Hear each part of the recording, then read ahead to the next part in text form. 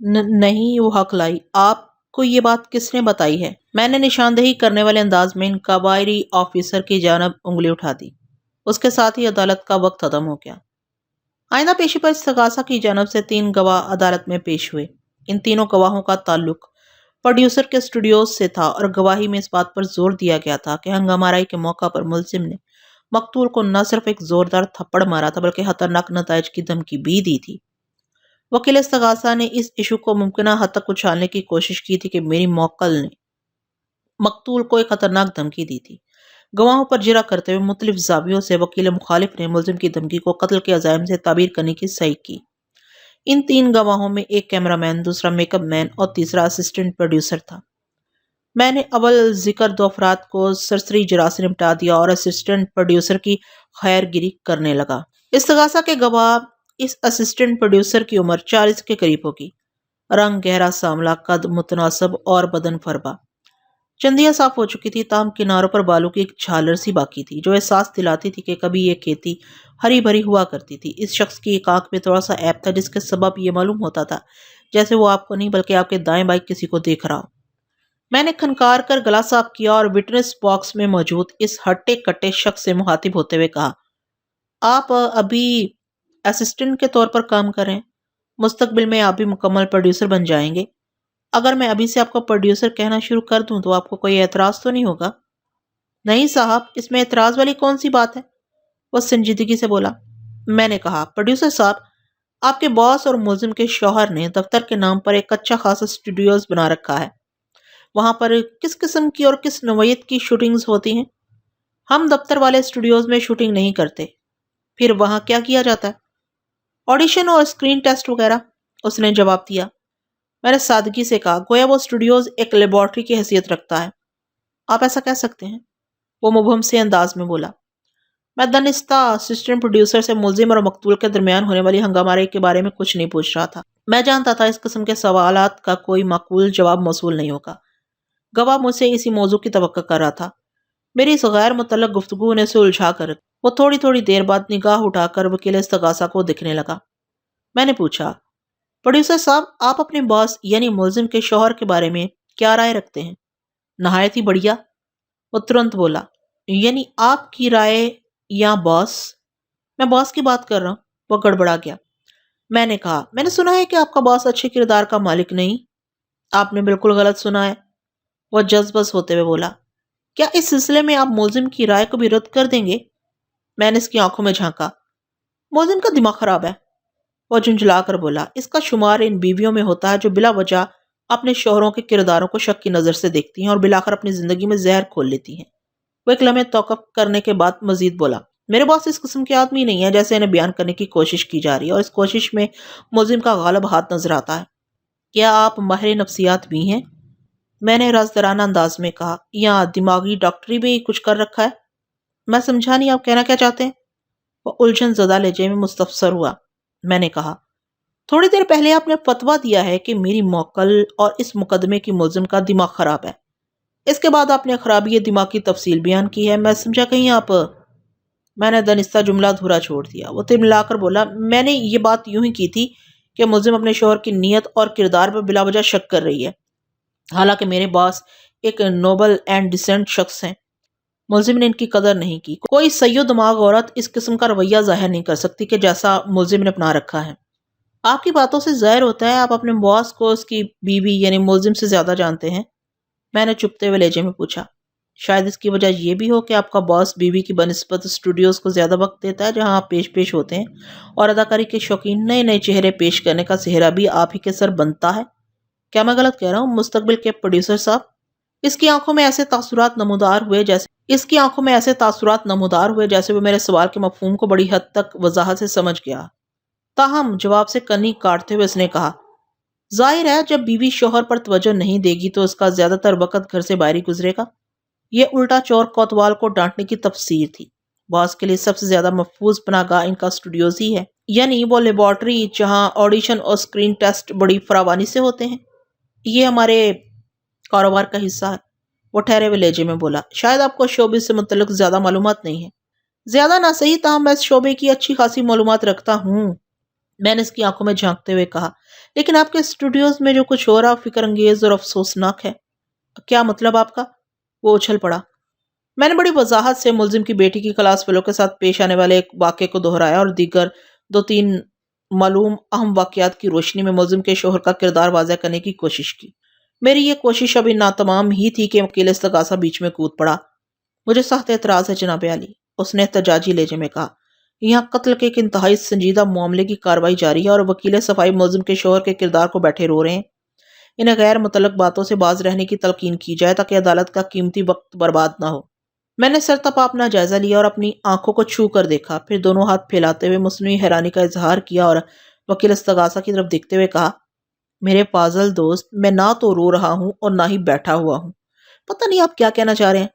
اس سے پہلے کہ ہماری بحث طول پکڑتی، کٹہرے میں موجود گواہ نے وضاحت کرتے ہوئے کہا، باس کی بیٹی کی اس کلاس فیلو کو شدید قسم کی غلط فہمی ہو گئی تھی، ورنہ ایسی کوئی بات نہیں تھی، اور ملزم کو مقتول کے حوالے سے کوئی شدید غلط فہمی ہی ہوئی ہوگی۔ شعبہ زندگی کا ایک ایسا شعبہ ہے کہ اس نے وضاحتی انداز اختیار کیا ہی تھا کہ میں نے اس کی بات کاٹ دی اور کہا کہ جہاں قدم قدم پر شدید نوعیت کی غلط فہمیاں جنم لیتی رہتی ہیں، آپ میری بات کو سمجھنے کی کوشش تو کریں۔ سمجھ گیا، بہت اچھی طرح سمجھ گیا۔ پھر عدالت کا مخصوص وقت ختم ہو گیا۔ جج نے ایک ہفتہ بعد کی تاریخ دے کر عدالت برخاست کر دی۔ منظر اسی عدالت کا تھا اور گواہوں کے کٹہرے میں استغاثہ کا وہ اہم گواہ کھڑا تھا جس نے ملزم کو جائے وقوع پر آتے اور جاتے دیکھا تھا۔ وہ ایک دراز قامت نوجوان تھا، عمر 20 اور 22 کے درمیان رہی ہوگی۔ اس نے فلمی ہیروز کے سٹائل میں بال بنوا رکھے تھے۔ مجموعی طور پر وہ ایک خوبصورت لڑکا تھا۔ وہ اپنے حلفیہ بیان سے فارغ ہوا تو وکیل استغاثہ نے اسے چند رسمی سوالات کیے اور جرا موقوف کر دی۔ میں اٹھ کر گواہ والے کٹہرے کے قریب آ گیا۔ میں نے گواہ کا سرتبا تنقیدی جائزہ لیا اور اس سے پوچھا، مسٹر، آپ کیا کرتے ہیں؟ فی الحال تو کچھ نہیں کرتا، وہ ڈائلاگ مارنے والے انداز میں بولا۔ اسٹوڈنٹ ہے؟ میں نے استفسار کیا۔ اس نے نفی میں گردن ہلائی۔ اس حرکت میں اداکاری کی بھرمار تھی۔ پھر ایکٹنگ ہی کے سٹائل میں بولا، نہ پڑھائی اور نہ کمائی، فی الحال فراغت ہی فراغت ہے۔ میں نے مشورتاً کہا، مسٹر، آپ اپنے حلیے اور بول چال سے بنے بنائے ہیرو نظر آتے ہیں، فلم انڈسٹری میں ٹرائی کیوں نہیں کرتے؟ اس غیر متعلق گفتگو پر وکیل استغاثہ پیچو تاب کھا رہا تھا۔ اس کے چہرے کی تیزی سے بدلتے ہوئے تاثرات اس بات کی گواہی دے رہے تھے کہ وہ اب تب میں پھٹنے ہی والا ہے۔ میں اس قسم کی حرکت دانستہ کر رہا تھا۔ مقصد وکیل استغاثہ کو تپانا تھا اور اس کے ساتھ ساتھ گواہ سے دوستانہ ماحول قائم کرنا بھی مقصود تھا۔ یہ ایک بہت ہی اہم نکتہ ہے۔ وکیل صفائی کو عموماً استغاثہ کے گواہ کا دشمن تصور کیا جاتا ہے اور گواہ وکیل کی جرح کا سامنا کرتے ہوئے بے حد محتاط ہو جاتا ہے۔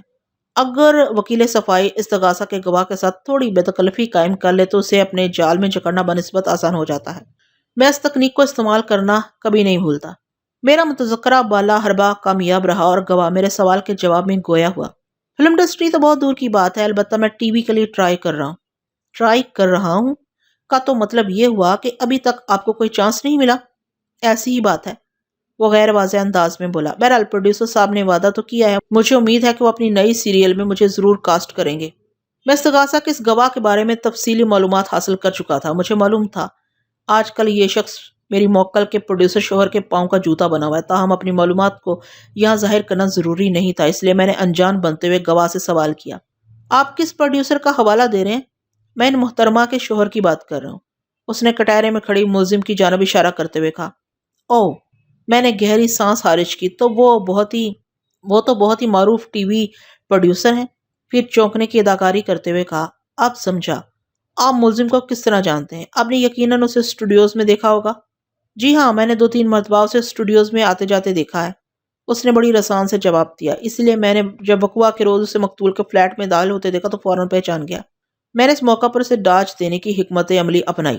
وہ میرے بچھائے ہوئے جال میں قدم ڈال چکا تھا، لہٰذا اب ضرورت اس بات کی تھی کہ جال سمیٹتے ہوئے بہت احتیاط سے کام لیا جائے۔ شکار کو مطلق یہ احساس نہیں ہونا چاہیے تھا کہ وہ شکار کیا جا چکا ہے۔ میں نے ایک دم سوالات کا زاویہ تبدیل کر دیا اور اسے بہلانے کی خاطر پوچھا، اب مسٹر ایکٹر، آپ ایکٹنگ کے شوق میں اکثر پروڈیوسر کے پاس اس کے اسٹوڈیوز جاتے رہتے تھے۔ آپ نے تھوڑی دیر پہلے بتایا ہے کہ ملزم کو 2-3 بار آپ نے اسی اسٹوڈیوز میں دیکھا تھا۔ استغاثہ کے مطابق اسٹوڈیوز میں ملزم اور مقتول میں ایک سنگین نوعیت کا جھگڑا بھی ہوا تھا، جس میں ملزم نے طیش میں آ کر مقتول کے گال پر ایک زناٹے دار تھپڑ جڑ دیا تھا۔ کہا اور بتایا یہ جا رہا ہے کہ اس موقع پر ملزم نے مقتول کو خطرناک نتائج کی دھمکی بھی دی تھی۔ اس دھمکی کو استغاثہ قتل سے تعبیر کر رہا ہے۔ آپ سے میرا یہ سوال ہے کہ… میں نے دنستہ جملہ دھورا چھوڑ کر تھوڑا توقف کیا۔ گواہ خاصا الجھا ہوا دکھائی دے رہا تھا۔ اس کا مطلب یہ تھا کہ میں اپنی کوشش میں کامیاب رہا تھا۔ اس کا دھیان بڑھ چکا تھا۔ اب وہ پوری ذہنی توانائی صرف کر کے صرف اور صرف یہ سوچ رہا تھا کہ میں اسے کون سا سوال پوچھنے جا رہا ہوں۔ وہ اس وقت انتظاری کیفیت سے گزر رہا تھا۔ میں نے اپنے نامکمل بیان کو مکمل کرتے ہوئے کہا، آیا اس موقع پر آپ بھی اسٹوڈیوز میں موجود تھے؟ نہیں، اتفاق سے اس روز میں اسٹوڈیوز نہیں گیا تھا، اس نے جواب دیا۔ اوہ، میں نے قدرے مایوسی کی اداکاری کرتے ہوئے کہا، پھر تو آپ سے یہ پوچھنا فضول ہی ہوگا کہ کیا واقعی اس روز ملزم نے مقتول کو کوئی سنگین نوعیت کی دھمکی دی تھی؟ میں نے اس دھمکی کے بارے میں سنا ضرور ہے، وہ سادگی سے بولا۔ مستقبل کے ہونہار اداکار صاحب، سنی سنائی باتوں کی اس عدالت میں کوئی گنجائش نہیں، میں نے ٹھہرے ہوئے لہجے میں کہا۔ ہم دیکھی والی کی طرف آتے ہیں۔ میں خاموش ہوا تو وہ پوری توجہ سے میرے بولنے کا انتظار کرنے لگا۔ میں نے کھنکھار کر گلاس صاف کیا اور کہا، آپ نے وقوع کے روز ملزم کو جائے واردات پر آتے اور جاتے دیکھا ہے، کیا آپ معزز عدالت کو بتائیں گے کہ اس نے کس رنگ کا لباس پہن رکھا تھا؟ وہ کسی رٹو طوطے کی طرح جلدی سے بولا، بالکل جناب، میں نے اس روز ملزم کو بڑی توجہ سے دیکھا تھا، لہٰذا اس کا پہناوا مجھے ازبر ہے۔ پھر اس نے کھٹاکھٹ جواب دیا۔ ملزم نے اس روز سرخ قمیض کے ساتھ سفید شلوار پہن رکھی تھی، سینڈل، پرس اور دوپٹہ بھی سفید ہی تھا۔ اس نے آنکھوں پر دھوپ کا سیاہ چشمہ بھی پہن رکھا تھا۔ میں نے اس کی غیر ارادی غفلت میں اضافہ کرتے ہوئے کہا، یو مین سن گلاسز؟ یہ ایک فضول اور انتہائی غیر متعلق سوال تھا، تاہم وہ اس وقت تک میرے ٹرانس میں آ چکا تھا، اس لیے بے ساختہ تصدیقی انداز میں بولا، یس آئی مین اٹ۔ میں نے جرا کے سلسلے کو آگے بڑھاتے ہوئے کہا، مجھے امید ہے آپ نے اس روز ملزم کے ہاتھوں کو بھی غور سے دیکھا ہوگا۔ وہ الجھی ہوئی سوالیہ نظر سے مجھے دیکھنے لگا۔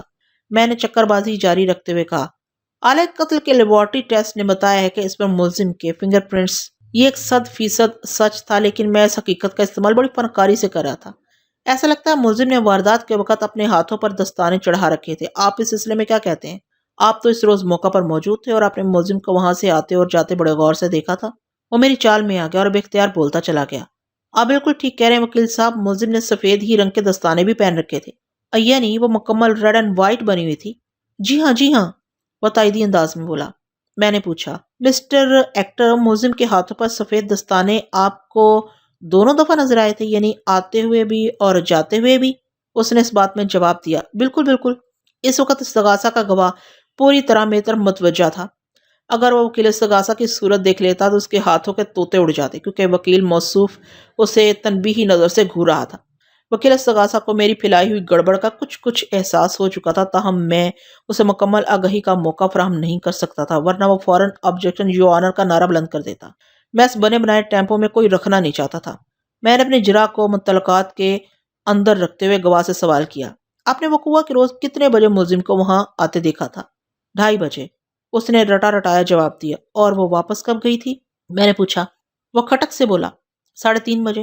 میری موکل مجھے بتا چکی تھی وہ وقوع کے روز 2:15 بجے مقتول کے فلیٹ پر پہنچی تھی اور آدھے گھنٹے کے بعد یعنی 2:45 بجے وہاں سے رخصت ہو گئی تھی۔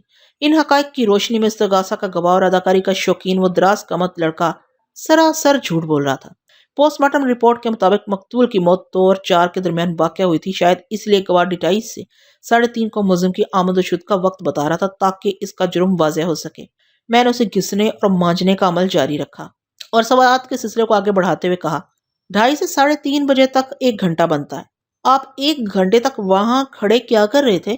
میں مستقل وہاں کھڑا نہیں رہا تھا، اس نے جلدی سے کہا، بلکہ یہ اتفاق ہے کہ ملزم کی وہاں آمد و شد کے موقع پر وہاں موجود تھا۔ کیا تمہاری رہائش تارک روڈ کے کمرشل علاقے ہی میں ہے؟ میں اب آپ سے تم پر اتر آیا تھا اور لہجے میں بھی قدر سختی شامل ہو گئی تھی۔ اس نے بتایا، میں ایکچولی خداداد کالونی میں رہتا ہوں۔ پھر تم اتفاق سے وہاں کیا کر رہے تھے؟ میں نے زور دے کر پوچھا۔ اس نے وضاحت کرتے ہوئے کہا کہ دراصل اس گلی کے کونے پر ایک لیڈیز ٹیلر کی دکان ہے اور اس دکان سے وہ اپنی بہن کے کپڑے اٹھانے آیا تھا۔ کپڑے کی تیاری میں تھوڑی کسر باقی تھی، لہٰذا ٹیلر ماسٹر نے اسے 1 گھنٹے بعد بلا لیا۔ اس طرح وہ 1 گھنٹے کے وقفے سے 2 مرتبہ ٹیلرنگ شاپ پر گیا۔ اس نے ملزم کو آتے جاتے دیکھ لیا۔ گواہ اس 2 بار کے نظارے کو اتفاق قرار دے رہا تھا، لیکن میں اس کے خیالات سے متفق نہیں تھا، اس لیے جرا کا سلسلہ دراز ہو گیا۔ میں نے اس کی آنکھوں میں جھانکتے ہوئے پوچھا، کیا تمہیں یہ بات معلوم تھی کہ مقتول اس فلیٹ میں رہتی تھی جہاں اس کا قتل ہوا ہے؟ نہیں، یہ بات مجھے بعد میں پتہ چلی۔ میں نے کڑے لہجے میں سوال کیا، مسٹر موہوم اداکار، میں تمہاری بات مان لیتا ہوں کہ تم اپنی بہن کے کپڑے لینے کے لیے اس علاقے میں گئے تھے۔ مقتول والی گلی کے کارنر پر لیڈیز ٹیلرنگ شاپ ہے جہاں 1 گھنٹے کے وقفے سے تمہیں 2 مرتبہ جانے کا اتفاق ہوا اور تم نے وہاں ملزم کو دیکھا۔ ذرا سوچ اور سمجھ کر بتاؤ، کیا دونوں بار تم نے اسی ٹیلرنگ شاپ پر کھڑے کھڑے ملزم کو دیکھا تھا؟ وہ تھوڑا سا متعمل ہوا، اس کے چہرے پر الجھن کے آثار نمودار ہوئے۔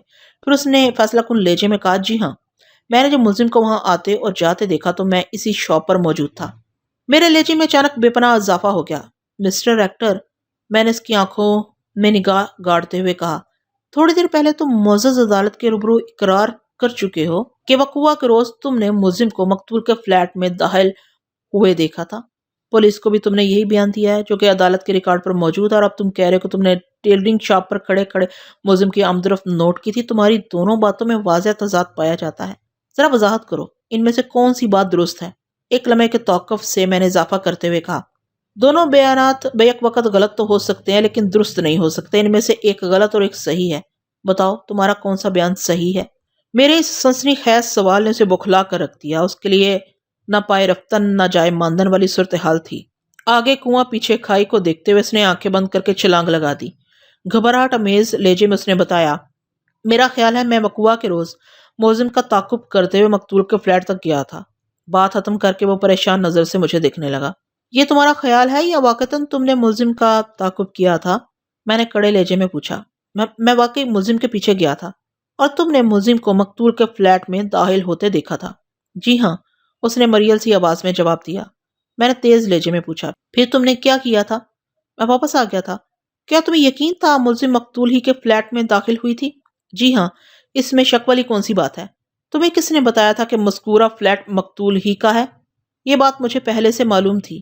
میں نے تنزیہ نظر سے وکیل استغاثہ کو دیکھا، پھر دوبارہ گواہ کی جانب متوجہ ہو گیا۔ جج بڑی دلچسپی سے عدالتی کارروائی کو دیکھ رہا تھا۔ غنیمت تھا کہ کافی دیر سے وکیل استغاثہ نے اعتراض کی لٹ نہیں گھمائی تھی، اور میں ان لمحات میں وکیل مخالف کو ایسا کوئی موقع دینے کے حق میں نہیں تھا۔ میں نے گواہ سے استفسار کیا، تم نے تھوڑی دیر پہلے میرے ایک سوال کے جواب میں بتایا تھا کہ تم مقتول سے واقف نہیں تھے۔ تم نے مزید بتایا کہ تمہیں یہ بات معلوم نہیں تھی کہ جب فلیٹ میں مقتول کو قتل کیا گیا اس کی رہائش اسی فلیٹ میں تھی۔ تمہاری اس تضاد بیانی کا کیا مقصد ہے؟ اب تم بتا رہے ہو تمہیں یہ بات پہلے سے معلوم تھی کہ مقتول اسی فلیٹ میں رہتی تھی جس میں تم نے وقوع کے روز ملزم کو داخل ہوتے دیکھا تھا۔ اس کے چہرے پر ہوائیاں اڑنے لگی۔ لکنت زدہ لہجے میں بولا، پانی۔ میں نے ترش لہجے میں کہا، پانی بعد میں ملے گا، پہلے میرے سوال کا جواب دو۔ اس کی حالت غیر ہونے لگی۔ اس نے کٹہرے کی چوبی ریلنگ تھام لی اور امداد طلب نظر سے وکیل استغاثہ کو دیکھنے لگا۔ اس سے پہلے کہ وکیل استغاثہ اس کی مدد کے لیے اپنی زبان کو زحمت دیتا، میں نے گواہ کو آڑے ہاتھوں لیا۔ مسٹر ایکٹر، تم نے ابھی تک میرے سوال کا جواب نہیں دیا۔ میں نے تم سے پوچھا تھا۔ میری بات پوری ہونے سے پہلے ہی وہ سراسیمہ لہجے میں فریاد کرنے لگا، میں کوئی گواہی نہیں دوں گا۔ اس کا مخاطب وکیل استغاثہ تھا۔ پلیز استغاثہ کے گواہوں کی فہرست میں سے میرا نام خارج کر دیں۔ پلیز مجھے معاف کر دیں۔ اب میں کبھی عدالت میں قدم بھی نہیں رکھوں گا۔ جج نے گواہ کو سخت ڈانٹ پلائی اور وکیل استغاثہ سے پوچھا، یہ کیا ماجرا وکیل صاحب؟ وکیل استغاثہ بھی گواہ کے اس رویے سے خاصا الجھ کر رہ گیا تھا۔ اس کی سمجھ میں نہ آیا جج کے سوال کا کیا جواب دے۔ بس اتنا کہہ کر رہ گیا، جناب عالی، پتہ نہیں اچانک کسے کیا ہو گیا ہے۔ جج نے گواہ کو مخاطب کیا اور تنبیہی انداز میں کہا، مسٹر، وکیل صفائی کے سوال کا سیدھی طرح جواب دو، ورنہ میں تمہیں توہین عدالت کے جرم میں جیل بھجوا دوں گا۔ گواہ نے جب جیل کا نام سنا تو اس کی گھبراہٹ میں بے پناہ اضافہ ہو گیا۔ میں نے اس کے وجود میں باقاعدہ کپکپاہٹ محسوس کی۔ اس سے پہلے کہ وہ کٹہرے میں ڈھہ جاتا، میں نے ایک ایک لفظ پر زور دیتے ہوئے نہایت ہی ٹھہرے لہجے میں استفسار کیا، مسٹر ایکٹر، معزز عدالت یہ جاننے کے لیے بےقرار ہے کہ تم نے وقوع کے روز ملزم کو دیکھ کر اس کا تعاقب کیوں کیا تھا، اور یہ بات تمہیں کس نے بتائی تھی کہ ملزم جس فلیٹ میں داخل ہوئی تھی وہاں مقتول رہتی تھی؟ وہ دونوں ہاتھوں کو نفی کرنے والے انداز میں لہراتے ہوئے تجاجی لہجے میں بولا، خدا کے لیے مجھے جانے کی اجازت دے دیں، میں کسی کے حق میں یا کسی کے خلاف گواہی نہیں دینا چاہتا۔ سمجھ لیں میں اس ٹیسٹ میں فیل ہو گیا، میں اداکاری کے شوق سے باز آیا، مجھے ٹی وی آرٹسٹ نہیں بننا، خدا را مجھے معاف کر دے، پتہ نہیں میں کس مصیبت میں گرفتار ہو گیا ہوں۔ گواہ کے آخری جملوں نے حاضرین عدالت کو ورطۂ حیرت میں ڈال دیا۔ وکیل استغاثہ کو گویا سانپ سونگھ گیا تھا۔ میں فاتحانہ نظر سے ایک ایک شخص کا چہرہ دیکھ رہا تھا۔ جج نے سوالی نظر سے مجھے دیکھا۔ میں نے سر کو اس باتی جنبش دی اور گواہ کی جانب متوجہ ہو گیا۔ مسٹر ایکٹر، میں نے اسے مخاطب ہی کیا تھا کہ وہ باواضح بلند چیخ اٹھا، مجھے ایکٹر نہ کہیں وکیل صاحب، میں اس شعبے میں ناکام ہو گیا ہوں۔ عدالت یہی جاننا چاہتی ہے کہ تمہاری ناکامیابی کا کیا مطلب ہے۔ میں نے گمبھیر انداز میں سوال کرتے ہوئے کہا، تم نے ایکٹنگ سے تائب ہونے کی بات کی ہے، آخر کیوں؟ تم نے کسی ٹیسٹ میں فیل ہونے کا ذکر کیا ہے، یہ کیسا ٹیسٹ تھا؟ تم نے خود کو کسی مصیبت میں گرفتار قرار دیا ہے، تم پر یہ مصیبت کس نے مسلط کی ہے؟ اس کی ہمت جواب دے گی اور اس نے بڑے واضح اور اقبالی الفاظ میں معزز عدالت کے روبرو بتایا کہ ملزم کے پروڈیوسر شوہر نے اسے وعدہ کیا تھا کہ اگر وہ ایکٹنگ کے ایک چھوٹے سے ٹیسٹ میں کامیاب ہو گیا تو اسے اپنی نئی ٹی وی سیریل میں کاسٹ کر لے گا۔ اسے بتایا گیا کہ فلاں وقت پر اسے استغاثہ کے گواہ کی حیثیت سے عدالت میں پیش ہو کر اداکاری کرنا ہوگی۔ اسکرپٹ اسے اچھی طرح یاد کرا دیا گیا تھا، جو پولیس کو دیے جانے والے بیان سے لے کر عدالتی گواہی تک تھا۔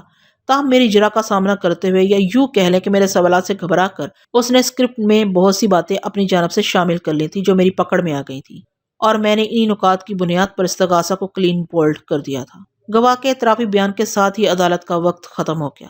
آئندہ پیشی پر سب سے پہلے وکیل استغاثہ نے ملزم کے خلاف دلائل دیے۔ اس کے دلائل میں کوئی جامعیت اور وزن نہیں تھا۔ اپنی باری پر میں دلائل کے لیے اٹھ کر کھڑا ہو گیا اور اپنی موکل کی بریت کے لیے زور مارنا شروع کیا۔ میں نے کھنکار کر گلا صاف کیا اور جج سے مخاطب ہوتے ہوئے کہا، جناب عالی، سچ روز روشن کی طرح عیاں ہے۔ میری موکل بے گناہ ہے۔ قتل کے اس کیس میں ایک گہری سازش کے تحت ملوث کرنے کی کوشش کی گئی ہے۔ حالات و واقعات نے استغاثہ کے جھوٹ کی کلئی کھول کر رکھ دی ہے۔ جو حقائق ابھر کر سامنے آئے ہیں وہ میری موکل کو بے گناہ ثابت کرنے کے لیے کافی ہیں۔ میں ان اہم پوائنٹس کو ترتیب وار پیش کرتا ہوں۔ ایک لمحے کو توقف کرنے کے بعد میں نے دوبارہ بولنا شروع کیا۔ یو آنر، سب سے پہلے میں استغاثہ کی اس گواہ کا ذکر کروں گا جس نے پولیس کو اس واقعے کی اطلاع دی تھی۔ ان مومر خاتون کا دعویٰ ہے کہ پولیس کو فون کرتے وقت انہوں نے صرف چیخوں اور فائرنگ کا ذکر کیا تھا، جبکہ انکوائری آفیسر نے غلط بیانی سے کام لیتے ہوئے گواہ سے منسوب کر دیا کہ اس نے کہا تھا یہاں ایک واردات ہو گئی، آپ فوراً پہنچے۔ انکوائری آفیسر کا یہ ترمیم و اضافہ اس کی بدنیتی کی طرف اشارہ کرتا ہے۔ جناب عالی، استغاثہ کے مطابق مقتول کے فلیٹ میں متعدد مقامات پر ملزم کی انگلیوں کے نشانات پائے گئے ہیں، جبکہ آلۂ قتل پر کسی قسم کے فنگر پرنٹس نہیں ملے۔ انکوائری آفیسر نے معزز عدالت کو بتایا ہے کہ ملزم نے آلۂ قتل سے اپنی انگلیوں کے نشانات کو صاف کر کے اسے ڈسٹ بن میں چھپا دیا تھا۔ ان حالات کی روشنی میں ہم استغاثہ کے آخری گواہ کے بیان کا جائزہ لیتے ہیں۔ گواہ کے مطابق ملزم نے فلیٹ کی طرف جاتے ہوئے اور وہاں سے واپس آتے ہوئے سفید دستانے پہن رکھے تھے۔ اس صورت میں تو اس فلیٹ میں کسی بھی جگہ ملزم کے فنگر پرنٹس نہیں ملنا چاہیے تھے، جبکہ حقائق اس کے برعکس اشارہ کرتے ہیں۔ میں سانس لینے کی خاطر ذرا متوقف ہوا، پھر دوبارہ جج کی جانب متوجہ ہوتے ہوئے کہا، جناب عالی، استغاثہ کا سارا زور اس بات پر ہے کہ میری موکل نے اپنے جذبہ انتقام کو سرد کرنے کے لیے مقتول کی جان لی ہے۔ ملزم مقتول سے شدید نفرت کرتی تھی۔ اگر اس موقف کو چند لمحات کے لیے درست مان لیا جائے تو پھر استغاثہ کے آخری گواہ ایکٹنگ کے شوقین اس نوجوان کا بیان استغاثہ کی نفی کرتا ہے۔ گواہ نے معزز عدالت کے روبرو اقرار کیا ہے کہ اس نے وقوع کے روز ملزم کو ٹھیک 2:30 بجے مقتول کے فلیٹ میں داخل ہوتے دیکھا تھا اور 3:30 بجے اس کی واپسی ہوئی۔ سوال یہ پیدا ہوتا ہے کہ ملزم 1 گھنٹے تک مقتول کے فلیٹ میں کیا کرتی رہی؟ استغاثہ کے مطابق ملزم مقتول کی بدترین دشمن تھی، اسے سنگین نتائج کی دھمکی دے چکی تھی، پھر اس نے اپنی دشمن کے لیے فلیٹ کا دروازہ کیوں کھولا؟ ازیں علاوہ مقتول کے بدن میں جو 3 گولیاں اتاری گئی ہیں وہ یکے بعد دیگرے فائر ہوئی تھیں۔ اس فائرنگ میں چند سیکنڈ صرف ہوئے ہوں گے۔ جناب عالی، یہ نہایت ہی نازک نقطہ ہے۔ پولیس کے روزنامچے کے مطابق مومر خاتون نے 3 بجے تھانے فون کر کے اس واقعے کی اطلاع دی تھی۔ ایکٹر گواہ کے مطابق ملزم ٹھیک 2:30 بجے مقتول کے فلیٹ میں داخل ہوئی تھی۔ استغاثہ کے مطابق مقتول اور ملزم کی آپس میں ٹھیک ٹھاک دشمنی تھی۔ یہ بات حلق سے اترنے والی نہیں کہ مقتول آدھے گھنٹے تک ملزم کو اپنے فلیٹ میں کیوں کر برداشت کرتی رہی، اور اس بات میں بھی کوئی منطق نظر نہیں آتی کہ ملزم مقتول کو موت کے گھاٹ اتارنے کے بعد مزید آدھا گھنٹہ وہاں کیوں رکی رہی۔ میں نے تھوڑا توقف کر کے حاضرین عدالت پر ایک طائرانہ نگاہ ڈالی، پھر میرا زاویہ نظر وکیل استغاثہ کی جانب مڑ گیا۔ میں نے اس وقت وکیل مخالف کو بڑی الجھن میں پایا۔ بے سختہ ایک زہریلی مسکراہٹ میرے لبوں پر پھیل گئی۔ جناب عالی، میں دوبارہ جج کی طرف متوجہ ہو گیا۔ استغاثہ کی چھوٹی بڑی کئی خامیاں معزز عدالت کے ریکارڈ پر آ چکی ہیں۔ میں ان باتوں کو بار بار دہرا کر عدالت کا قیمتی وقت برباد نہیں کروں گا۔ معزز عدالت سے میری اتنی سی استدعا ہے کہ وہ ملزم کے پروڈیوسر شوہر کو شامل تفتیش کرنے کے احکام صادر کرے، تاکہ یہ معمہ حل ہو سکے کہ اس نے استغاثہ کے گواہ کو کس قسم کے امتحان میں ڈال دیا تھا اور کیوں۔ میں یہ بات دعوے سے کہہ سکتا ہوں کہ مذکورہ پروڈیوسر قاتل تک ہماری رہنمائی کرنے میں خاصا معاون ثابت ہوگا۔ ایک لمحے کے توقف سے میں نے نہایت ہی سنگین الفاظ میں یہ بھی کہہ دیا، ٹی وی پروڈیوسر نے اگر گواہ کو کسی اسکرپٹ کے مطابق ایکٹنگ کا اسائنمنٹ دیا تھا تو اس کا یہی مطلب نکلتا ہے قتل کے اس کیس میں وہ پوری طرح ملوث ہے، قاتل کی حیثیت سے یا پھر عینی شاہد کے طور پر۔ جج نے وکیل استغاثہ سے پوچھا، آپ اس سلسلے میں کچھ کہنا چاہیں گے وکیل صاحب؟ آپ ہی کے گواہ نے اس کیس کا پاسا پلٹ دیا ہے۔ میں نے وکیل استغاثہ کے کچھ بولنے سے پہلے ہی نشتر چلا دیا، اسی کو کہتے ہیں گھر کا بھیدی اور لنکا ڈھائے۔ جناب عالی، جو صورتحال سامنے آئی ہے اس کے مطابق تو ملزم کے شوہر کو تفتیش میں شامل کرنا ضروری ہو گیا ہے، وکیل استغاثہ نے شکست خوردہ لہجے میں کہا۔ میں نے کہا، جناب عالی، میں حالات و واقعات کی روشنی میں معزز عدالت سے پرزور اپیل کرتا ہوں کہ میری موکل کو باعزت بری کرنے کے احکام صادر کیے جائیں تاکہ انصاف کے تقاضے پورے ہو سکیں۔ جج نے 5 روز بعد کی تاریخ دے کر عدالت برخاست کر دی۔ میں اپنی موکل کے بے گناہی کو واضح طور پر ثابت کر چکا تھا۔ سارے حالات و واقعات عدالت کے ریکارڈ پر آ چکے تھے، گویا میں نے اپنا فرض ادا کر دیا تھا۔ مقتول کو کس نے قتل کیا تھا یہ معلوم کرنا پولیس کا کام تھا۔ مجھے امید تھی کہ آئندہ پیشی پر عدالت میری موکل کو باعزت بری کر دے گی۔ اس امید کے استحکام کے لیے میں نے اپنی سی کوششیں کر ڈالی تھیں۔ میری امید پر آئی۔ اگلی پیشی پر میری موکل اور کیس کی ملزم کو بری کر دیا گیا۔ عدالتی احکام پر پولیس نے نہ صرف میری موکل کے پروڈیوسر شوہر کو شامل تفتیش کر لیا بلکہ اسے بہت سے راز بھی اگلوا لیے تھے۔ یہ بتانے کی ضرورت نہیں ہے کہ پروڈیوسر کا کیا بنا۔